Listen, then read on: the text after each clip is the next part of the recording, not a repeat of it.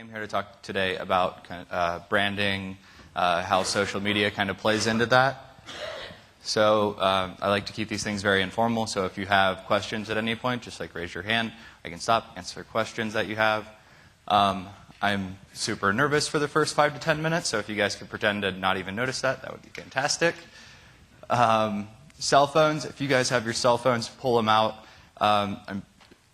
It's really interesting to come back now versus 2 years ago to see how many people are have laptops out, have iPads out, have cell phones out, and are just multitasking, because that's kind of what I've always done, and so it's really cool to see that now.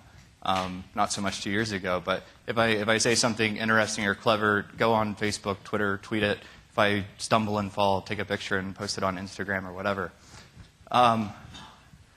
So I was born in 1984, and I kind of look back at what we were doing then in the marketing world, and it wasn't very good.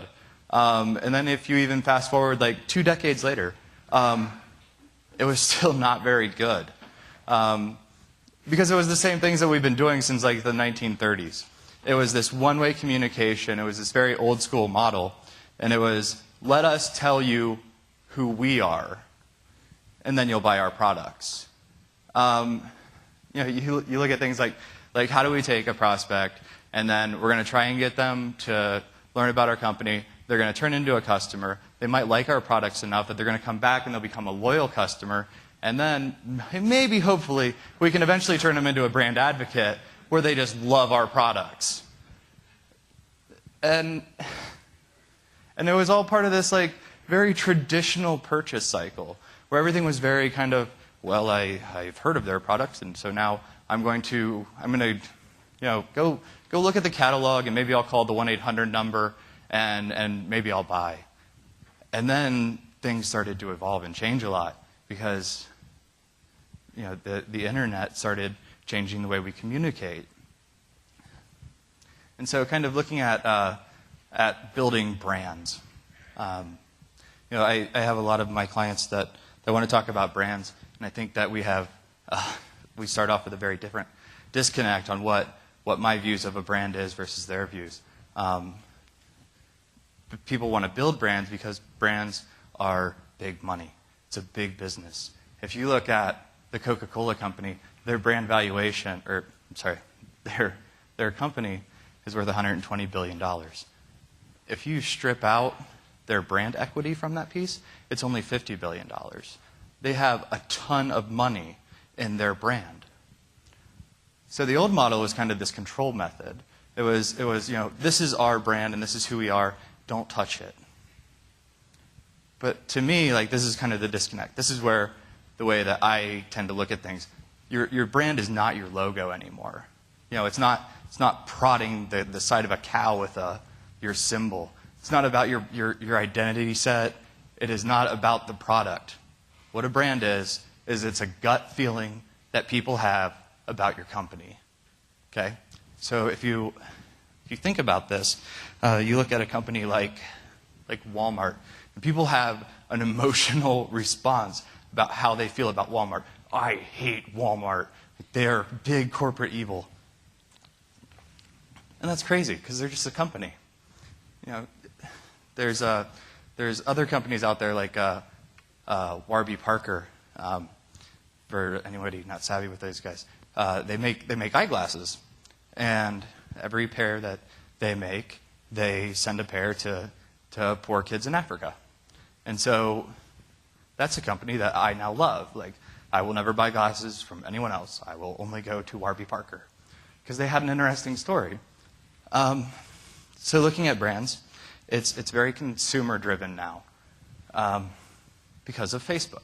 And I attribute a lot of things to Mr. Zuckerberg, and I don't really care for his platform that much.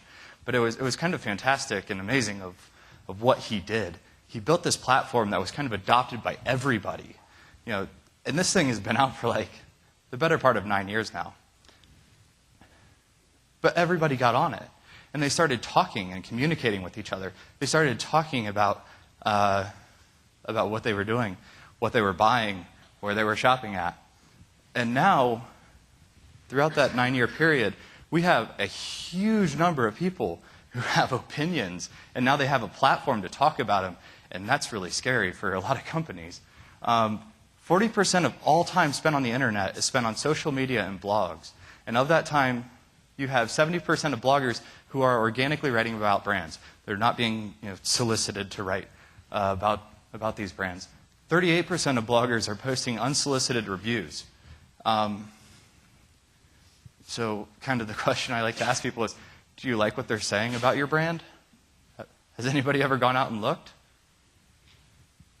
But then again, maybe nobody's talking about you. And that's kind of worse. It's a lot worse, actually. Because, the idea would be that your company should be remarkable. And that word gets overplayed a lot. But the word remarkable means that your company should be worthy of making a remark about. A lot of companies get it wrong. Because we have this notion in business that there are, the brain is divided into two halves, and half of the population is analytical, and the other half of the population is very creative. And so the problem with that is that you have these companies that are either very analytical or very creative. You have these companies that are, a lot of the people at the top tend to be very analytical, and they're not looking at the other aspects of it. So this is kind of my scenario. I went to school, got out of school. I have a lot of friends who are nerds. So we talk about building applications, and I think that's one of the really cool things that's changed in the last 5 to 10 years, is that kids are, younger generations are learning how to code. And it's free. There's a really cool website that you can go on and you can learn code in a year. It's called Code Year. So anytime you're out browsing the internet, we're like, wow, this thing sucks. We could rebuild it. And a lot of my friends can do that. And so they're building their own apps and starting companies. Elliot addressed that earlier. Because we can. And it's people ask me, what are your hobbies? And one of my favorite hobbies is helping my friends start companies, because it's fun. Instead of we're doing this to make money, we're doing it because we can. So graduate college, go out, and there was that kind of disconnect between right brain, left brain. A lot of the agency world revolves around creatives. A lot of the tech business revolves around very analytical thinking people. The problem was that they weren't really talking to each other. So they didn't really like each other, because they're like, oh, you're kind of number crunchers, and you're kind of weirdo creative with long hippie hair, and you wear weird ties.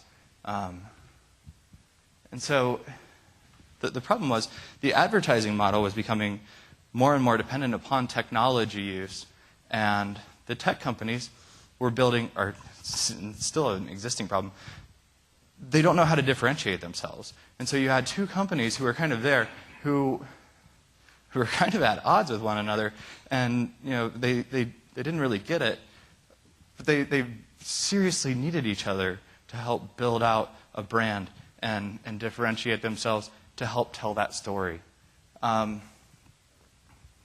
So how do you build a brand in a digital age? I think one of the things that a lot of marketing companies have started talking about more and more is this theory of inbound marketing. It's fantastic, because it's a lot cheaper than the traditional model.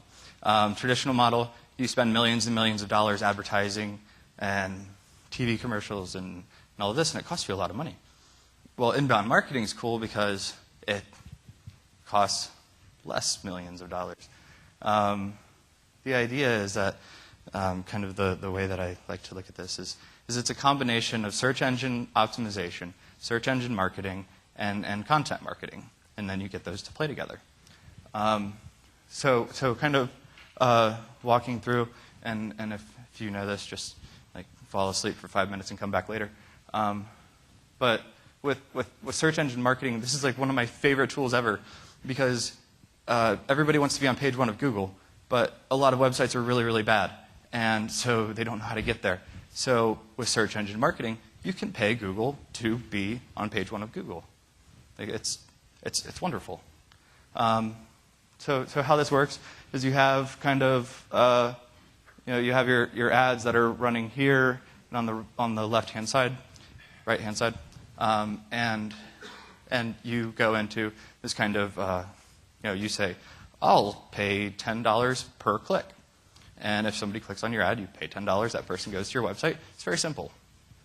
A lot of people talk about Google when they talk about AdWords because they're the biggest player. I mean, 80% of all search done on the web is done through Google. Does anybody know the second biggest search engine? It's YouTube.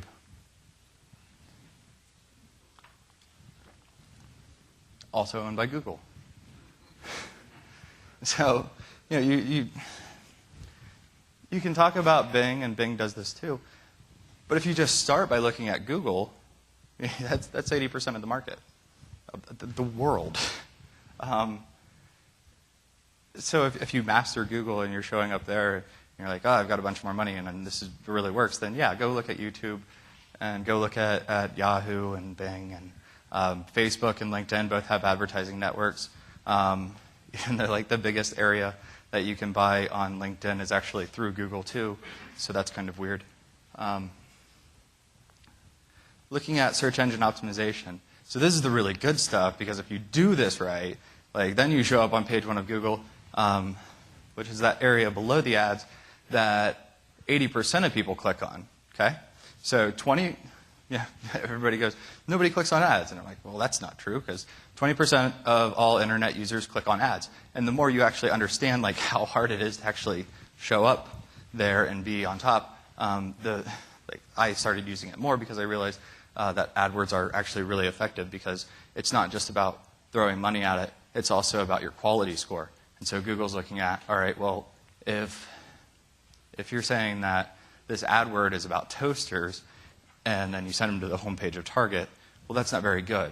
You want to send them to the page about toasters on Target's website. So you have to do it well. But SEO. So 80% of people will click on the organic search results because it is Google's search business model that when their service to you as a user is that Google wants to provide you with the absolute best results.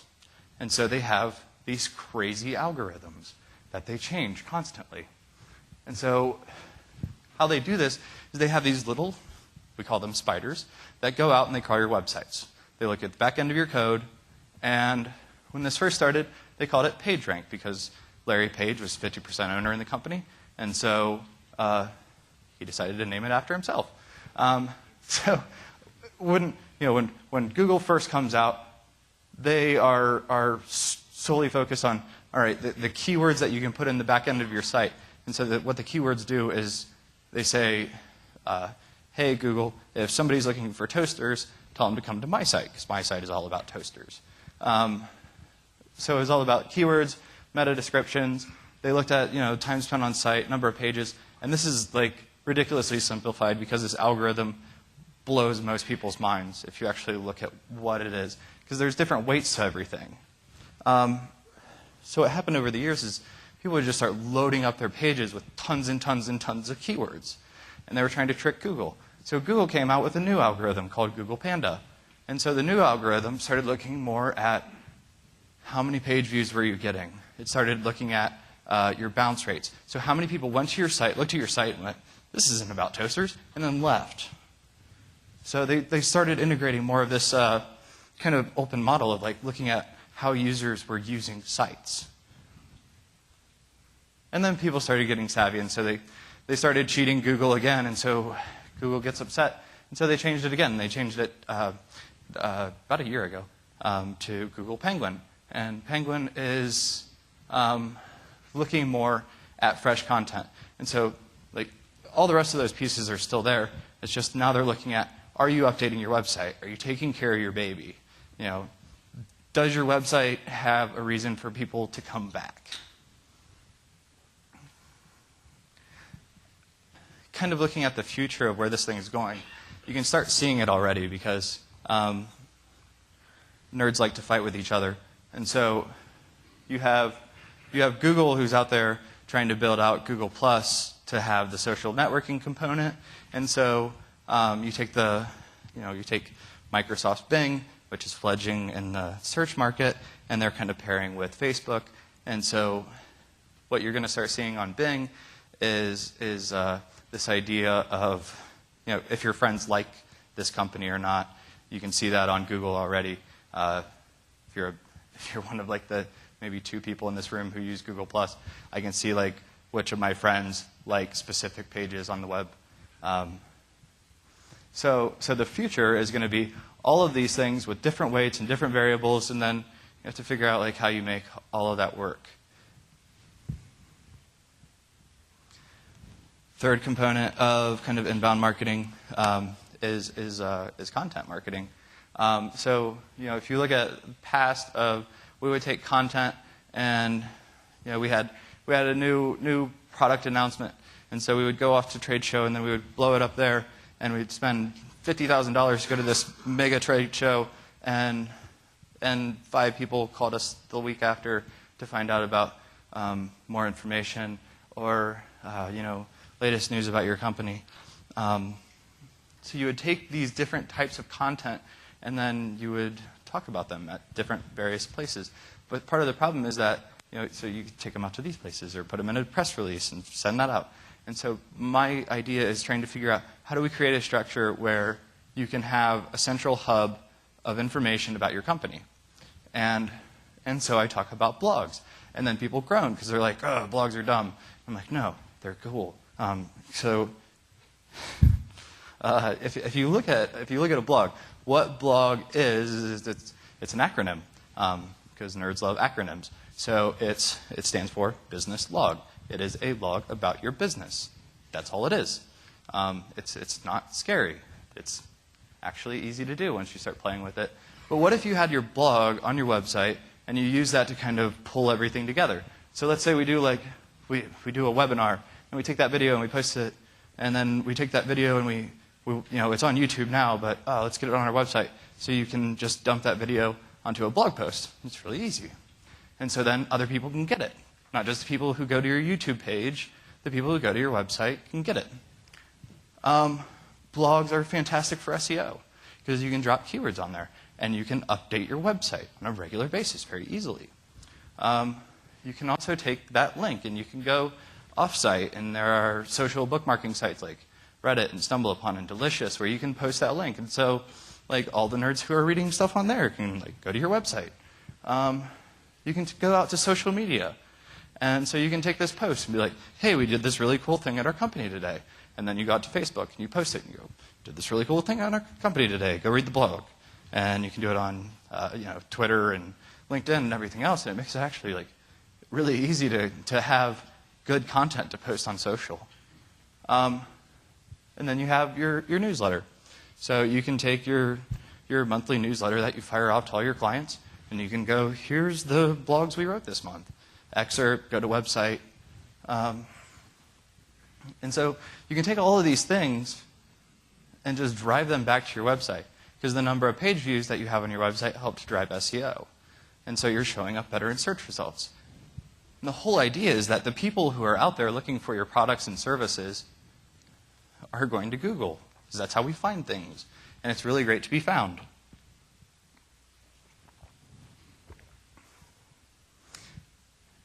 Sometimes people go, why would you do all of these things? Why would why do you have to do it on all these different platforms? And the reason is because there are 1,000 media channels now. Well, probably 1,000 being created today.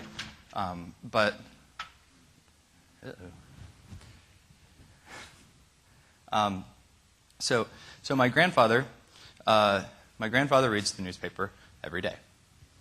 And my grandmother watches TV every day. That's what they do. My father reads his email. My older sister is on Twitter. I am on Facebook, on the Hour. And by the time you get down to kids coming up in high school, if they can't get you on your mobile, you don't exist. That's the reality of where things are going. And so you have to give people the content about your company on their terms, because they don't really care about what you want to do. It's about me, okay? It's about what I want. So if you want to talk to me, you'd better be on Facebook. Or if you want to talk to my dad, you better have a new newsletter, because that's what he does. He reads his email, then he goes to work. And he reads his work email. So a lot of people get overwhelmed, and they're like, oh God, we can't just jump into this too deep because there's too many moving parts. And so I created this to try and show people if you just start somewhere, it's really easy to move to the next piece. Okay, so if you're doing social media, well, there's kind of that bridge output thing. You can do a campaign to grow your fan base. That's a really easy thing to do. If you're doing social media, it's pretty easy for me to explain why you should have a blog. And if you have a blog, well, then let's do an email blast so we can build that piece out. If you're blogging, you kind of are starting to see traffic from what you're doing, so it's easy to explain why we need to go through and optimize your website. And then if you like getting traffic and potential leads to your site, then why don't we look at how we can do something off-site to also drive leads. Framework testing is kind of the weird one. People, I have a harder time explaining this. So once you build a website, if you look at your website and you're like, oh, our website's done, you're wrong. It constantly evolves because of technology improvements and things.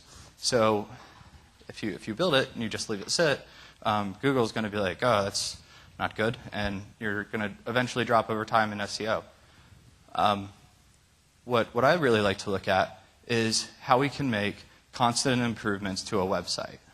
Okay,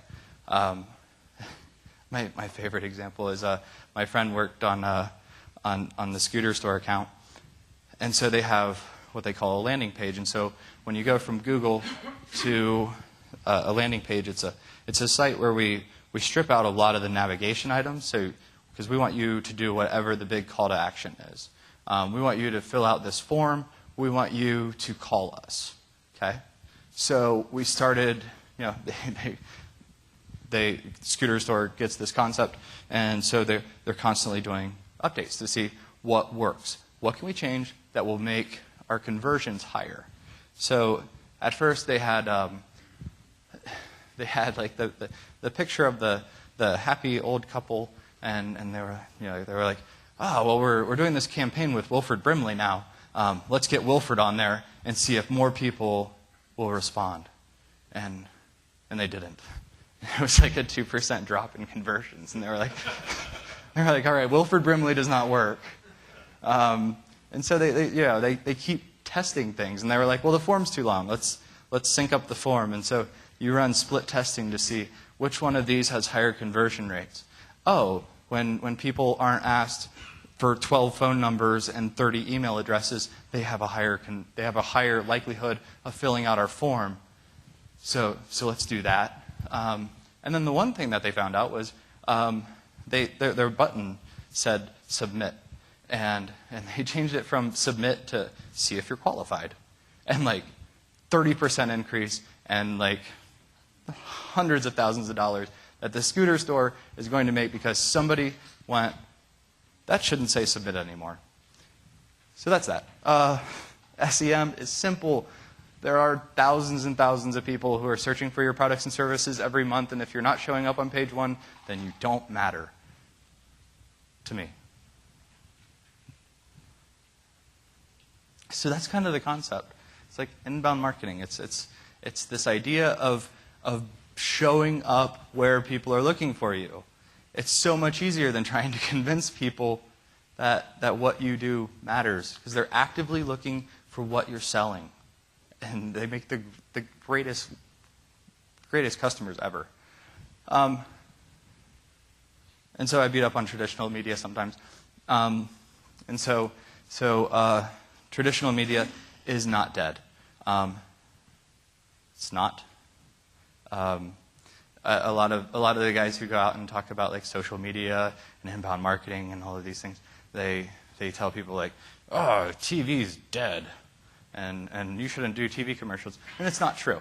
Okay, so I like to think of it this way: of like when you had print and then the radio came out, and I'm sure there was like Chicken Little who was like, oh, like that's gonna die and go away, and then when TV came out, they were like, oh, that's gonna kill radio, and then the internet came out and people started going, no, this is gonna kill everything, and it's not true. They're all hurting, they're all changing, they're evolving, but I encourage people to not look at, not to listen to the Chicken Littles of the world.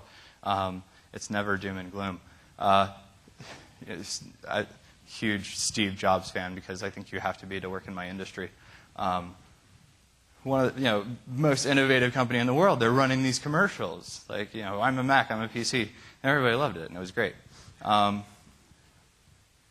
So the idea is to not say that this doesn't matter. It's to figure out how you make these things play really well together. So if you look at new trends, nobody just does one thing anymore. We do multiple things all at once. So 35% of TV viewers are online simultaneously. 86% are on their mobile device. I think that number's crap because I think it's probably closer to 100%. Like nobody I'm going to put my phone away now because I'm watching television. So it's this idea of the second screen revolution. And my boss is so cute. He heard I was coming out here, and so he has all these infographics and stuff. And so he sent me this big package of stuff that's over there. And if you guys want to look at some of it later, just grab some so I don't have to fly it back home because it's really heavy.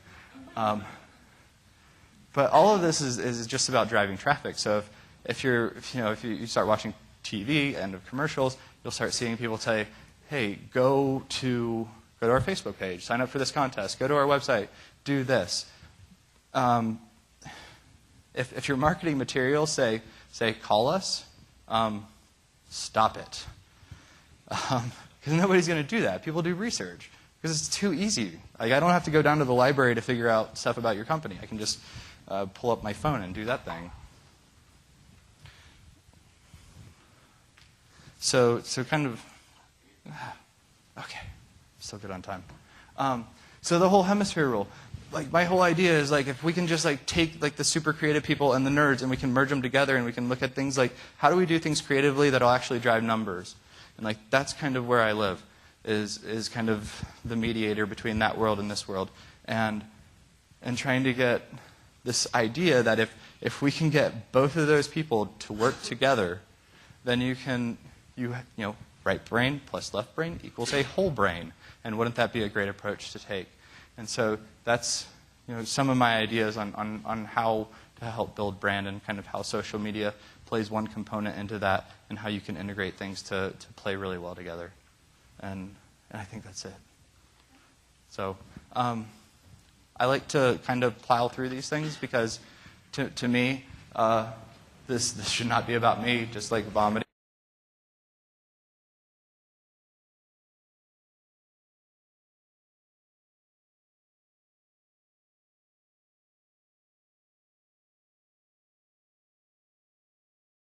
What's important here, what he's talking about is how do you brand your service and your product. That's what he's here to teach us, and how to market it. Yep. Okay. Do you have any idea of how many typical sales a conferencing provider has? Because this is not thousands. You're typically dealing with probably less than 100 new sales a week, probably 1,000 clicks to a site. So a lot of the things that you're talking about, they're all statistics-based. They're all based about showing those ads, showing this information to literally thousands of people. That's the only way you can do side-by-side comparisons. That's the only way you can do any type of meaningful analysis of this marketing material. But in a lot of cases, in this industry, you just don't get enough people kind of going out there and looking for new stuff. So how would you address that particular challenge? Okay, so inbound is one piece of building out a holistic brand. I mean, part of it is like you have to build brand awareness. If I am going out and I am searching and I see like, I've heard of that company before, I'm more likely to click on their link than anybody else is. So building brand is important. I mean, obviously there's educational pieces that you need to do. For a lot of the companies that I tend to follow are companies that are providing value-added information. So it's kind of latest trend to, like, whatever you do, you give away somebody else's like knowledge base is kind of what happens. So I don't know. Obviously, search is important, and I can like do my little thing and like show you number of people who are actually searching for those things. Sometimes it's showing up for other things that people are looking for. Sometimes it's just showing up, so like doing like display network advertising and sometimes doing the television commercials. I think for a lot of people in this room, what you do is B2B mostly. So yeah, but Richard, wait a minute. You actually answered his question earlier, and I'm going to rewind for a second.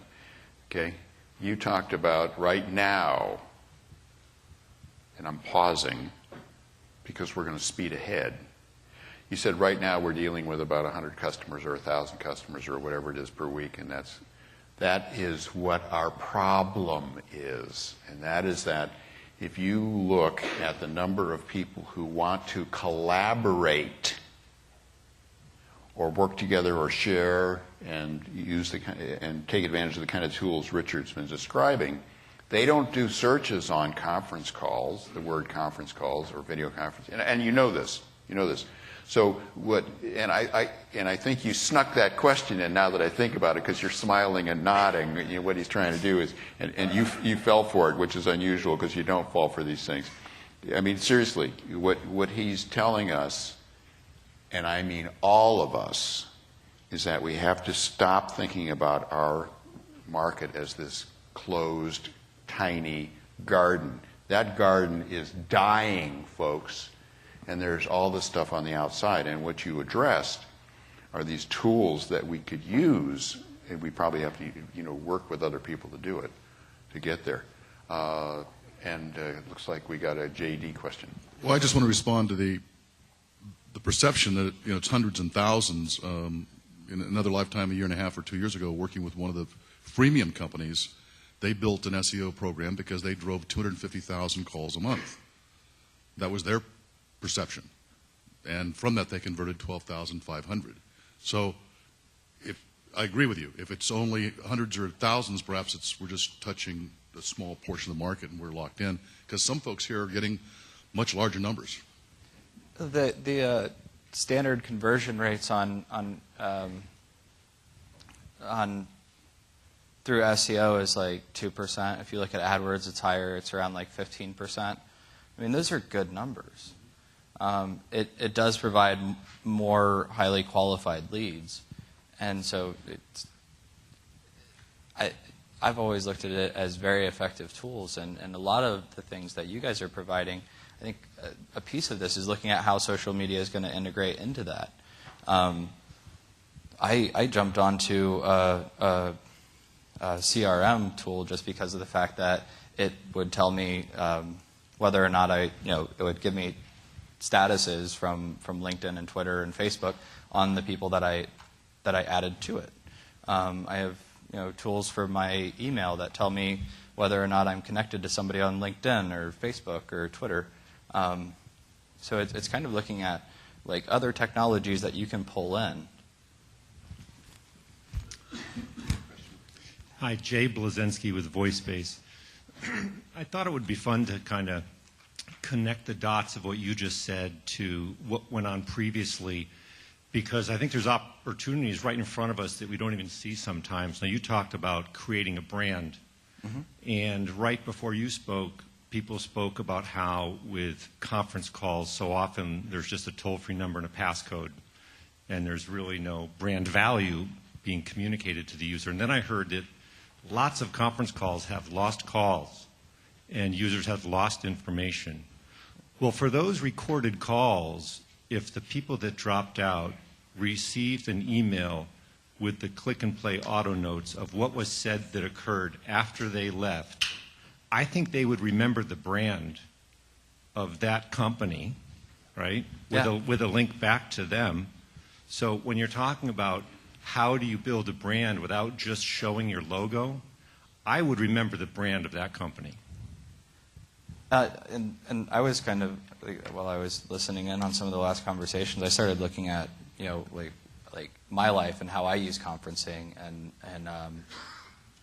and so for me, I'm not always in the room where the conference is being held. Like, I'm not always on the WebEx because I'm on the go and I'm going to different places all the time, and sometimes I'm in my car. And so how do you take all of these capabilities and integrate it seamlessly into one thing? Because I've been on conference calls while I was in the shower because I had to go to the next thing. And so, like, how do you do that? How do you get beyond just video and chat, or I'm sorry, how do you get beyond audio and video and get into looking at how you can use your tools to do chat? And then if you can do that, like one of the guys up here was talking about the HTML5 element that he could drop onto any website.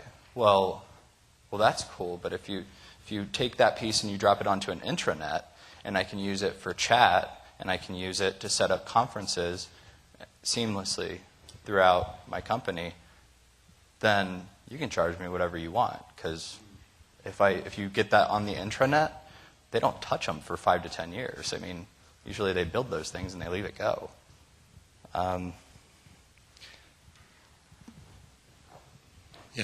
First of all, I'd like to thank you for having a Senator Rubio moment with the water up there. I thought that was great.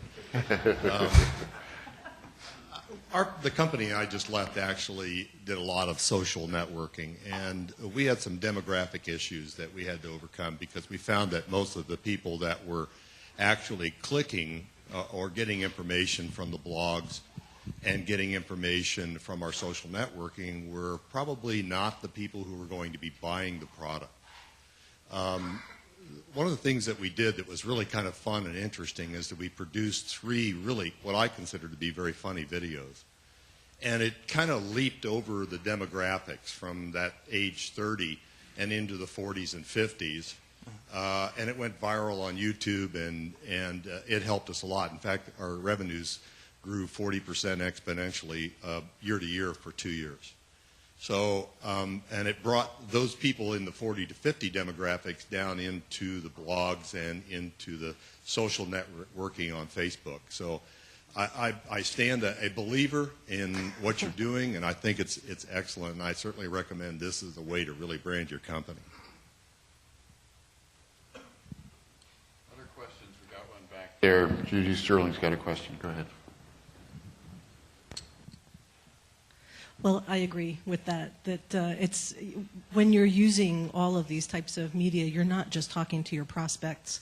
And I know the company I work for, we could just call them all. It's that easy. But I use Twitter and LinkedIn and a lot of other things, and video and YouTube, because there's a much bigger pool of influencers and end users. I mean, even the people using our stuff want to know about us, the ones in the background providing it. So even though I was dragged kicking and screaming into all of it, and I'm the one who has to do it, it actually has paid off. So yeah, I would say don't just look at who you sell to, who the buyers are, but the bigger universe of all the other players. But anyway, I do have a question that nobody's ever answered for me as far as websites. I don't know if you know the answer, but if I update content on a page of my website, does that help with Google rankings, or do I literally have to post a blog, do a tweet, do something, a link, whatever? Okay, so when I look at a website, like, I usually recommend blog and pages. Pages are usually content that's more static about products and services, your people, your company, things like that. Doing like blog posts, those are very time-sensitive elements where you're looking at, here's kind of something that we did today. If you look at the press release about the service, that goes into the blog, and then it's going to kind of move down over time. where like the actual service will live kind of in the spotlight for a long time. Or if it's a new hire to a company, you can post that information. But part of the SEO is looking at how many pages you have on your website. So a 50-page website gets beat by a 50,000-page website every day of the week. If you look at Wikipedia, I mean, that's why they're always up there, because they have billions of pages.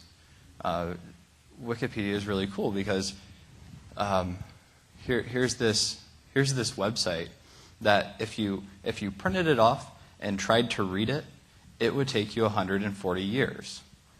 And that's kind of interesting, that there is so much information and knowledge in this world that you could never in your lifetime read it all. That's kind of beyond the subject, but having a blog is really critical because you're updating it on a more regular basis.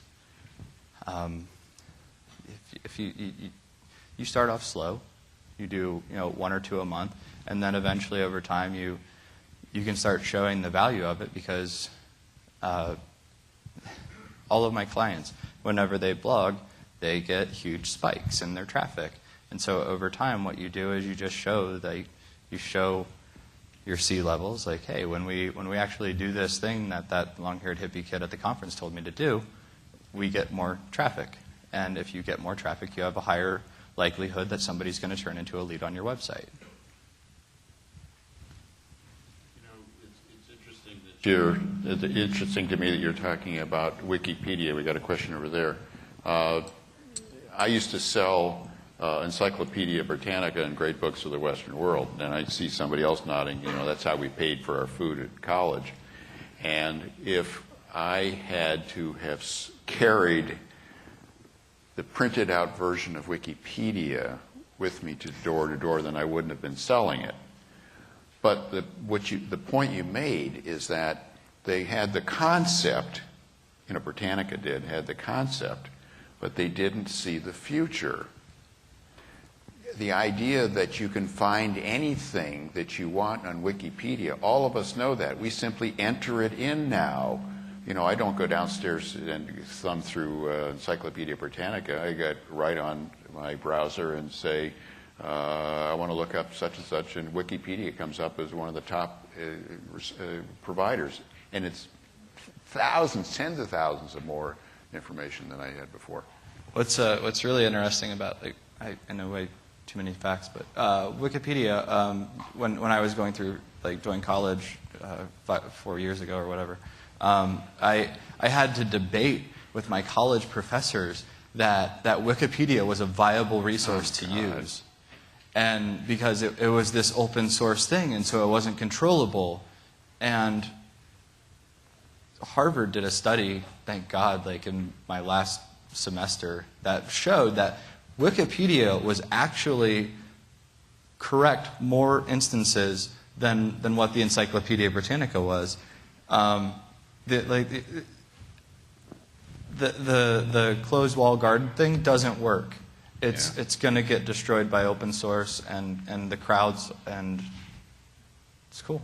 You're still going, by the way. We have a question, by the way. Hang on one second. I want to point something out. You're not going anywhere. Don't do that. Here we are. Richard's been talking about all this advanced, I'll call it advanced media and social networking and everything, and how everything is replacing. But he said everything is not replacing anything. Have you noticed how he's taking notes? It didn't replace that. Right next to that? Okay? It doesn't replace anything. No, and the way that one of the things that I've had to kind of beat the new guys up at the agency with is this idea that everything needs to start analog. Because what they do is when they want to start designing, they go to their computers, and I'm like, no, don't do that. Start analog. Because I can do things on there that I don't know how to replicate on my computer. Yeah. But if I go straight to the computer, I do it the way that I've always known how to do it. Because I know I know the $75 worth of Photoshop that I know, and so I rely on that, versus going, well, this is really interesting, and here's something creative that came out of my brain. Now I'm going to have to learn new tools of how to make that happen. So if you start analog and you just clear everything off the desk, get some paper, and start sketching it out and go, what could we do that would make all of our clients' lives better? And then you figure out what that is, and then you strive towards that. But if it's Wayne Gretzky was always asked like why he was such a good hockey player, and it's like one of my favorite thoughts ever. He said you don't skate to where the puck is, you skate to where the puck is going. So if you can try and figure out, and the most obvious thing ever is to ask your clients, what do you want the product to do? And so many people don't do that. Or to go to the young people in your office and be like, if you could make this product do anything, what would it do? And just get ideas and brainstorm. I mean, it's such an easy thing to do, but we don't do it because we get really involved in our day-to-day responding to emails and all of that crap. Let's get this question. Yeah, hi, this is Nick. I have a question. Great insights on web pages. What's your approach for mobile apps? It depends. So the latest trend is to build websites that are responsive, which is way more effective. So instead of having here's your desktop version and here's your mobile version, which was kind of what we did for the last 3 years, the idea is now how do we take this and we design it and build it in such a way that it'll scale down to an iPad and then it'll scale down to a phone. And it's a much better approach because tablets keep changing size.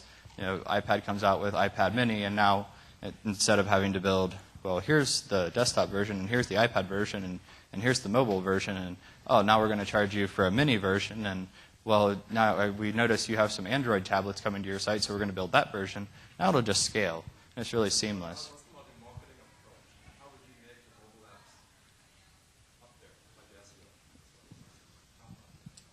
Okay. How do you promote your mobile app? You have to. I mean, it's the same thing I would tell to anybody. You would have to look at who your demographic is. You have to figure out a message that you think resonates with them. You have to figure out what media types that they're using, and then you go out, you run a campaign, and then you go and you measure it, and you figure out what's working and what's not working. I mean, it's a marketing strategy.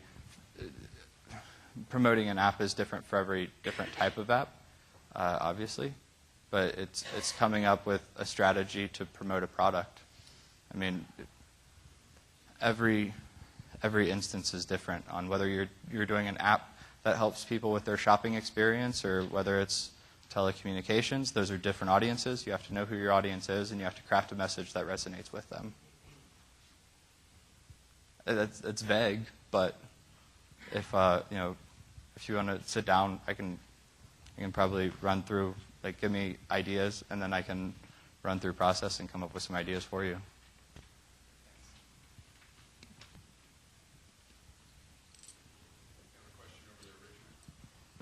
I have a question right over there. Let's grab that, and let's take one more question after that. And then we want to get ready for the technology sandbox introductions. Thank you. Yeah, this is Brian Martin. I'm with 8x8.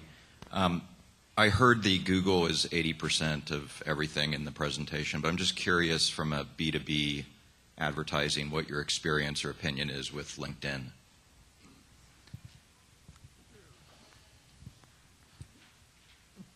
In what capacity? Well, in terms of being able to target B2B advertising to a CEO or a CTO or they've come out with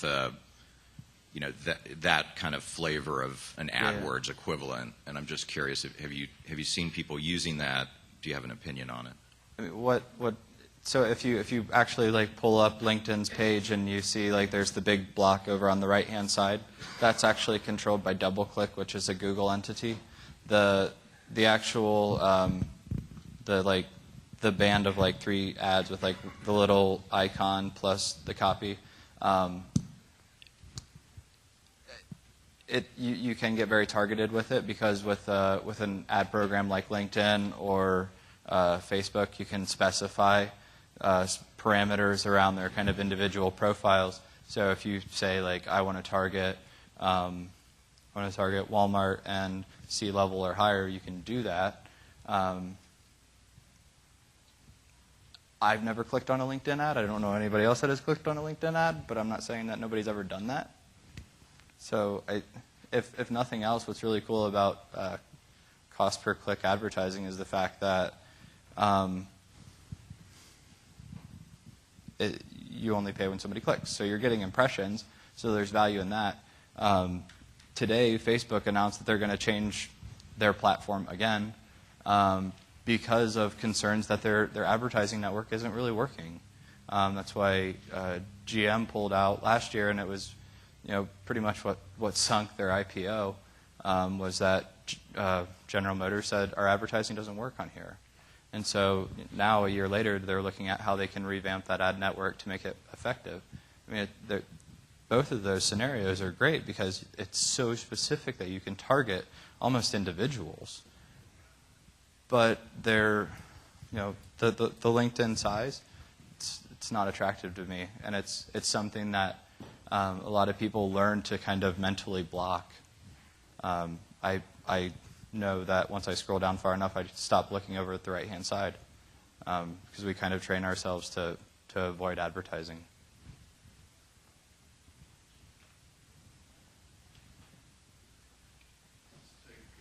Let's take one more question if we've got.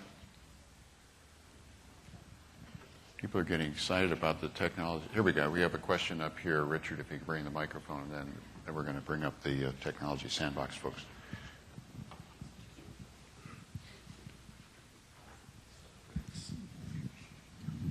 Jonathan Schlesinger, Connexus, Dallas. How are you, Richard? Good.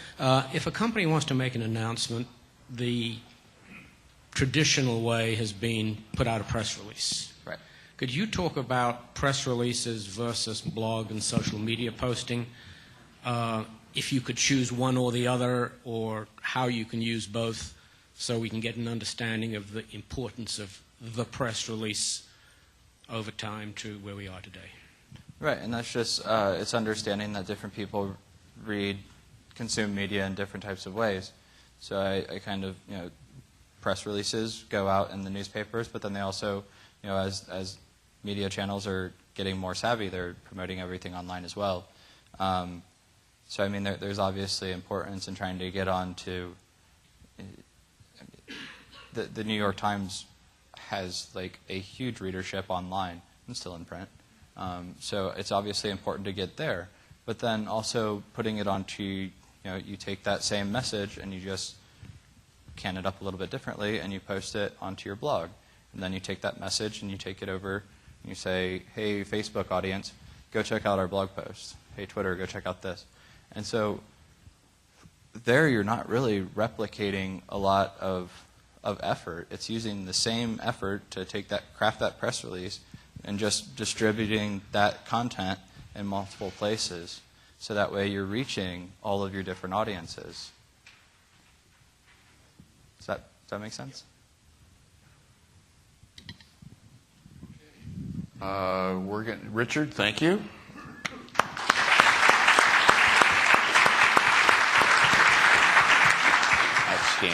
Outstanding. Grab your stuff. You're new in your old media.